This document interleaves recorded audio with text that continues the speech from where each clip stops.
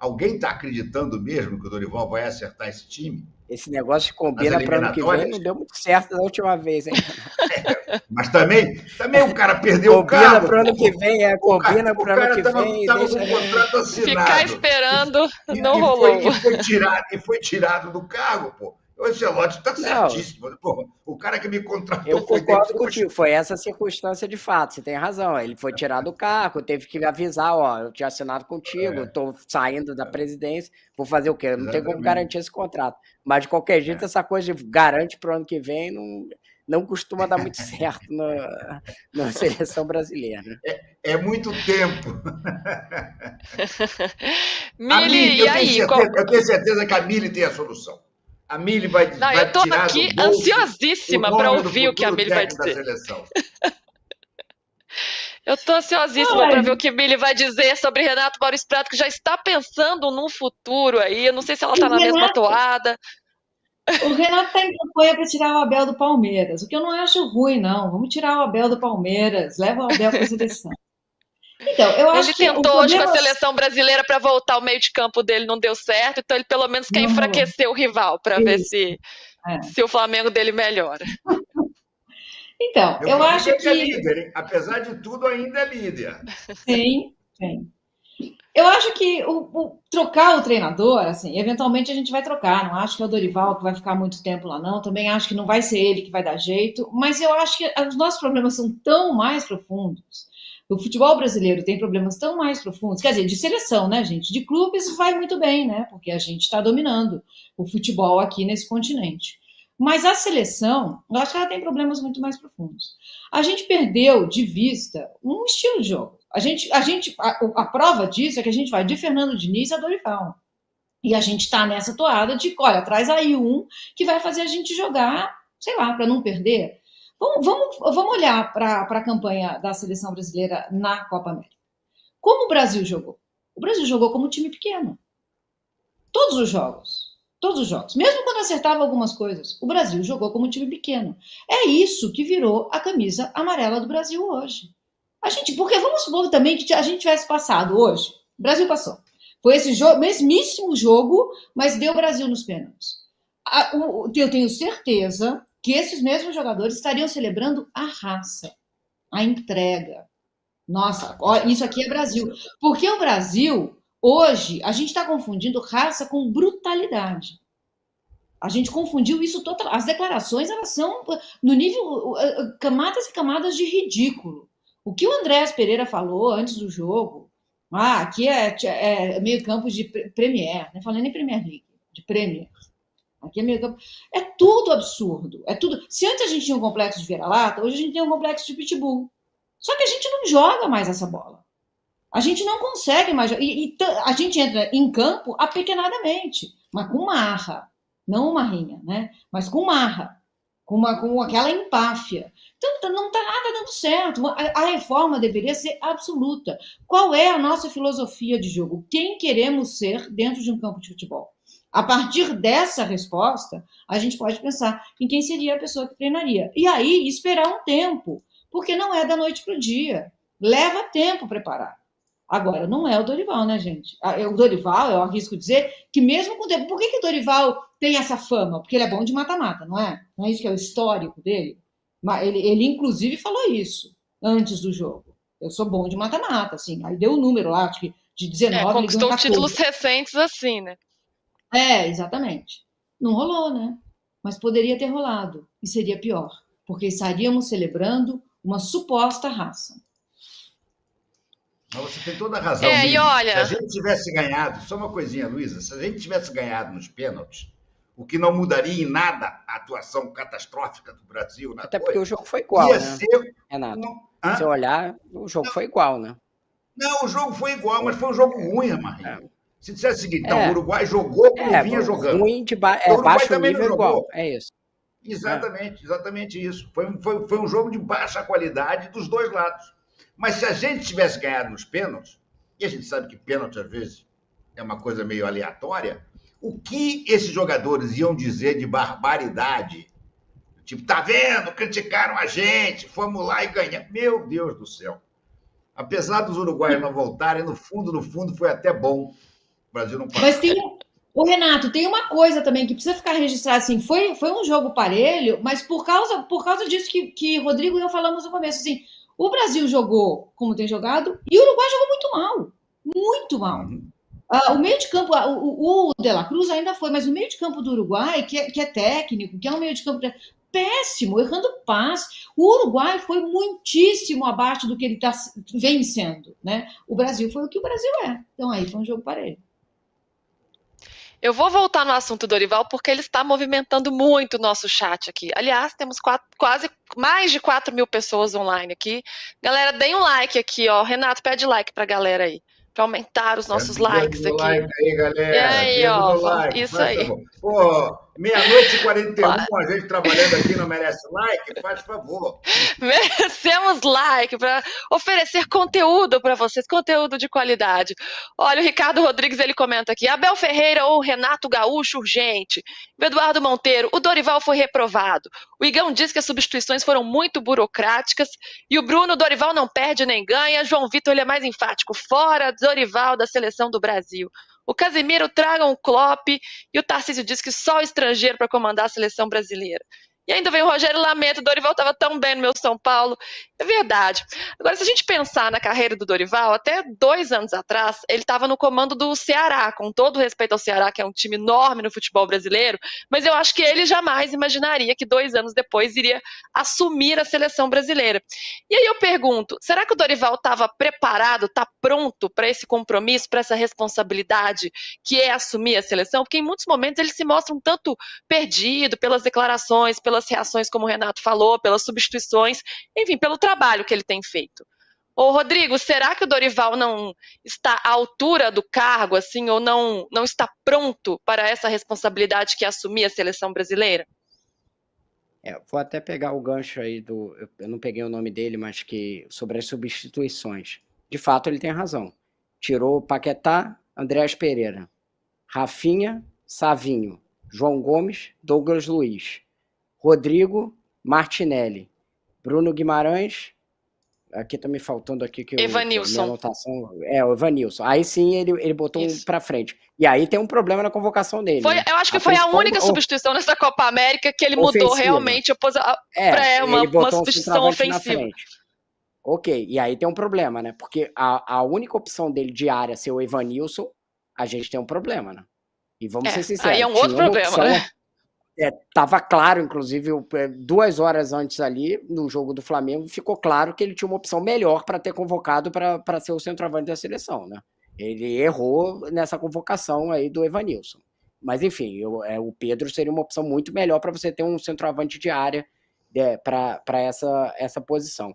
Mas concordo que as substituições foram conservadoras, especialmente contando que o Brasil tinha um a mais nessa reta final. Você não viu em nenhum momento na reta final que o Brasil tinha esse 1 a mais, uma pressão muito forte do Brasil, não conseguiu fazer isso, que era o que se esperava da seleção. A gente tem que pensar no passado. O Brasil e o Uruguai fazem vários clássicos e tal, é um clássico sul-americano, mas o normal do clássico sul-americano é o Brasil pressionando e o Uruguai 10 caras lá dentro da área tentando se salvar e contra-atacar. Hoje você viu o Uruguai com 1 a menos e nem sofreu. Nem sofreu quando tinha 1 a menos. Porque as substituições do Dorival não conseguiram fazer essa pressão final sobre o Uruguai no final. Então eu acho que tem uma discussão, sim. Eu não acho que essa coisa de tem que tirar o técnico e tal. Cara, não sou eu quem diz se tem que trocar o técnico ou não. Ainda mais que ele tem 6 meses de trabalho. É pouquíssimo tempo para uma seleção. O que dá para dizer é, em 6 meses e com 20 dias de trabalho, ele apresentou muito pouco. Foi um resultado muito ruim para o tempo de trabalho que ele teve de esses 20 dias. Não os 6 meses, mas os 20 dias, ele apresentou muito pouca evolução. A gente viu só ali nos primeiros amistosos alguma coisa que era uma organizada de casa, porque o Diniz tinha uma proposta muito ofensiva, e aí ele preferiu uma coisa diferente, dar uma encorpada no meio de campo e tal. Agora, após isso, a evolução é zero. Então, assim, eu acho que essa coisa de vai trocar técnico é meio...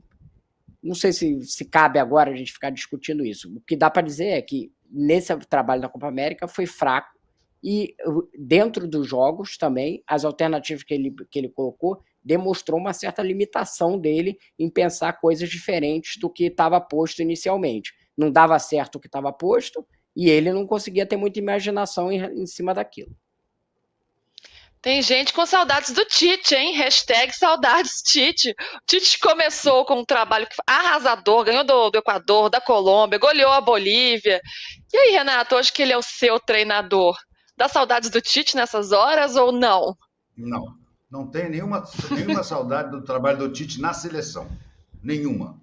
Eu achava o Tite um baita treinador no Corinthians. Fui um dos que fiquei entusiasmado quando ele assumiu a seleção, ainda mais que ele assumiu a seleção no lugar do Dunga 2, a missão. E ele fez, de fato, um início de trabalho espetacular. Ele saiu ganhando tudo, ele pegou a seleção em 6º lugar e acabou a eliminatória em 1º lugar. O Tite nas eliminatórias sempre foi espetacular, mas as 2 Copas do Tite, para mim, foram decepcionantes. Então, eu acho que o Tite, para mim, é a carta fora do baralho. Sabe? Não faz sentido você entregar a seleção pela 3ª vez ao Tite. Agora, não duvido nada que se ele ganhar um campeonato brasileiro com o Flamengo, por exemplo, e ele tem chance disso, ou se ele ganhar uma Libertadores com o Flamengo, e ninguém estiver acertando, eu não duvido nada que vai ter muita gente defendendo a volta do Tite à seleção. E como a nossa CBF não tem cabeça, ela é completamente acéfala, né? Cabeça de camarão, é capaz dela ir na onda. Da CBF eu não duvido nada, rigorosamente nada. Também balançou aqui. Deixa o Tite. Tite não ganha do Cuiabá. O Tite não. Dando informação aqui, viu? O Edinaldo não curte o Tite? Bom. Aí é capaz de então não. Porque é uma coisa pessoal. Ele não gosta do Tite. Não, a relação não era das melhores. Podemos dizer assim. Era uma herança que ele tinha e nunca se construiu ali uma relação entre os dois que fosse legal. Uhum. Então, mas, Rodrigo, agora pensando na questão de feeling mesmo, de quem acompanha a CBF, de quem apura e tal, você acha que a CBF pode pensar numa mudança de treinador num tempo não longo aí? O Dorival pode não chegar à Copa do Mundo, ou dependendo dos resultados nas eliminatórias, essa mudança pode acontecer, não sei se em breve, mas também não tão distante como a gente imaginaria? Olha, tenho zero informação sobre isso, Luiz. Eu estou aqui no Rio de Janeiro e eles estão nos Estados Unidos acabando o jogo e tal. O que eu posso dizer é o seguinte, o Edinaldo trocou o Fernando Diniz em 6 meses, né? Não deu certo, ele queria o Ancelotti para chegar para assumir, e aí, visto que o Ancelotti não ia assumir, ele foi lá e trocou o técnico e botou o Dorival. Estava num momento muito específico, político, que ele tinha caído e tinha voltado, ele precisava de um fato político ali no meio, não é uma simples troca de técnico, teve outros fatores, mas assim, eu não diria que os técnicos têm a maior segurança do mundo com o Edinaldo, não.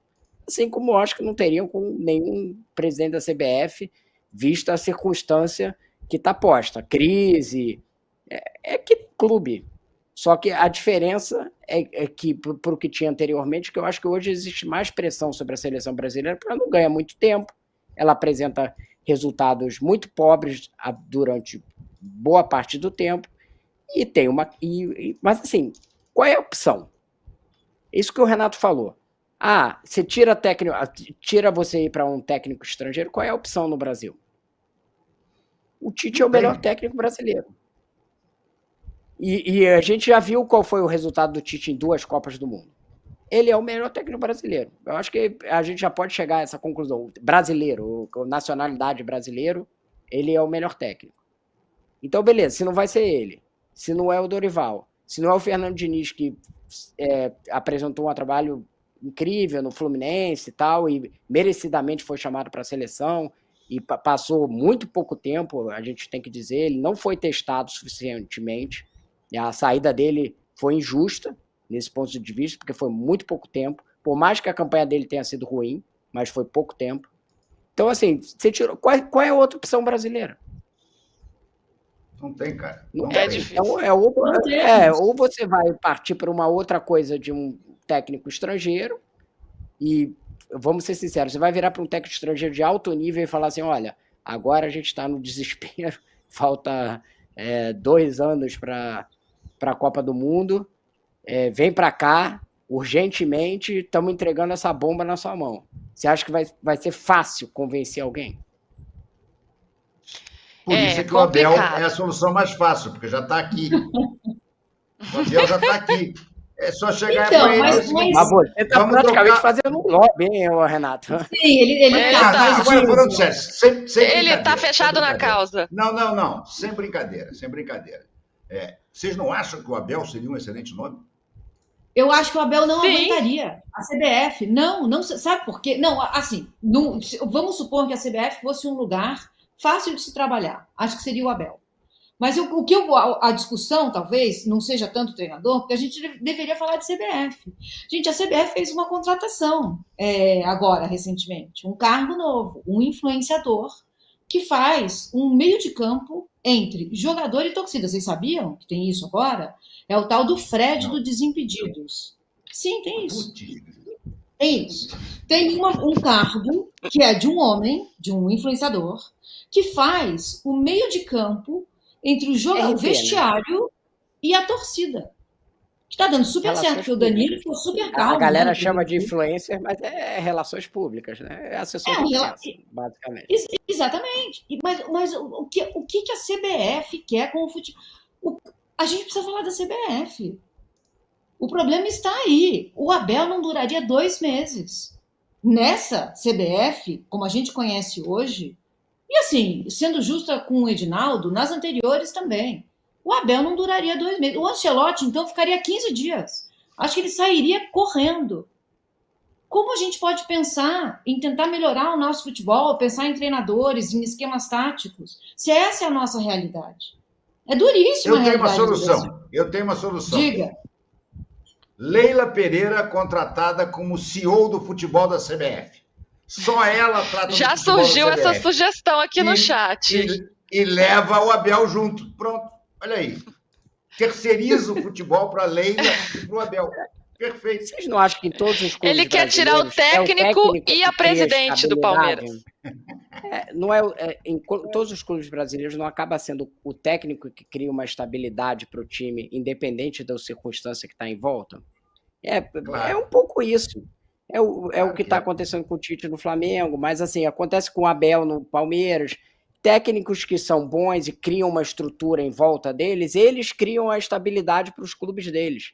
Porque todos os clubes são geridos de uma forma emocional, como é gerida a CBF. E aí, quando você tem um técnico que consegue implantar alguma estabilidade, ele é que cria isso. Eu acho que não é muito uma coisa... Não, o Rodrigo tem razão, mas é que eu vejo uma diferença entre clube e seleção. Porque no clube é isso mesmo. A gente vai, o treinador dá lá uma estabilidade e a coisa acontece, ou não, né? Numa seleção, eu acho que a gente precisa ter uma filosofia de jogo, a coisa precisa ser diferente, a coisa precisa ser um pouco mais séria. Porque, por exemplo, o Tite, quando ele chegou, ele criou uma estabilidade.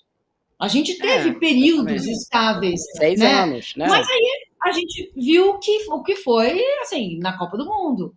Aqui não é o Brasil, não o Brasil como eu acho que deveria ser em campo. Porque o futebol de seleção deveria refletir a gente enquanto cultura. A nossa cultura em campo. E não somos. Nós somos as nossas instituições. Você acha que o time do Tite não refletia a cultura do Brasil? De jeito nenhum. De jeito nenhum. Tá, mas... Era um time careta, um time conservador. Pragmático, né? Conservador. Tinha 4 atacantes. Não, mas depois ele foi mudando, quando parou de funcionar, ele se abriu um pouco, né? Não, gente, aquela seleção nunca... O time que estava na Copa posto tinha 4 atacantes. O Neymar era um quarto atacante, com meio atacante lá e tal. Marrinha, ó, até eu entrei nisso. Ô, Rodrigo, tanto faz. Você pode ter 6 atacantes. Não sei de onde saiu, gente, Marrinha. Nunca chamei de Marrinha. É à noite, né? As pessoas estão fazendo uma live de madrugada. Você pode ter quase 1 da manhã, né? Essa hora. Ó. Se você faz os caras marcarem, é careta, sempre foi. O Tite é um cara também altamente conservador. É posicional, ele vai fazendo o joguinho dele. Funcionou, deu estabilidade um tempo. Mas aí quando a gente Mas precisou posicional é contra a Croácia, conservador, eu acho. Mili?